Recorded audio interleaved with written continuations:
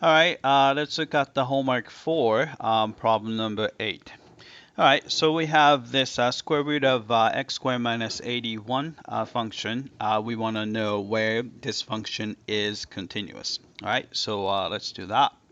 All right, just like the previous problem, square root function is going to be continuous over its domain. All right, in this case, we have to look at the domain here. All right, so we know that the square root cannot take a negative value. So we know that this expression has to be greater than or equal to 0. All right, so to solve this inequality, so let's solve this inequality. All right, I'm going to factor this out. 81 is 9 squared, so we can factor it out as x plus 9 times quantity x minus 9 and is greater than or equal to 0. All right.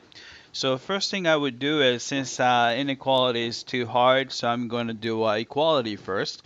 All right, so I'm going to set this guy equal to 0 and see what happens. All right, so we know that if you set that equal to 0, we know that x is going to be negative 9 or positive 9, so plus or minus 9. All right, so I'm going to draw a number line here. All right, so and then put the tick marks. So I'm gonna put the negative 9 right here, and then positive 9. All right. So we know that I'm gonna call this function, say, f. Oh, actually, I cannot call it the f of x, since the f of x is the original function. I'm gonna call this guy g of x. All right. So g of x is going to be 0 at negative 9 and at positive 9. All right, then I'm gonna see, on the other places, whether it is positive or negative. All right, so I'm gonna try something smaller than negative 9, so I'm gonna try negative 10.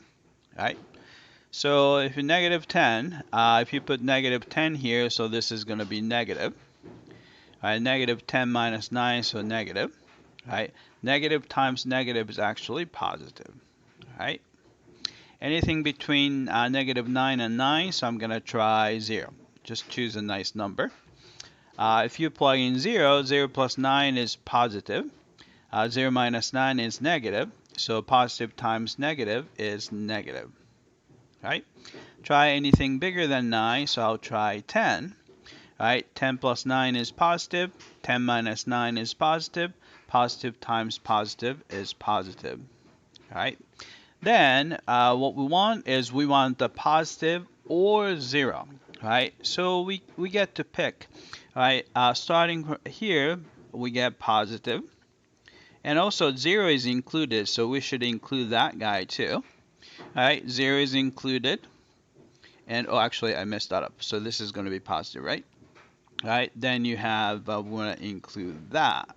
All right, so anything below negative 9, including negative 9, and anything above 9, including 9. All right, so let's type it in. All right, so in an interval notation, so it's going to go from negative infinity all the way to negative 9, including negative 9. Then also, starting from 9, including 9, go all the way to infinity. All right, let's check the answer. Got that? All right, that's it. I hope that this was clear.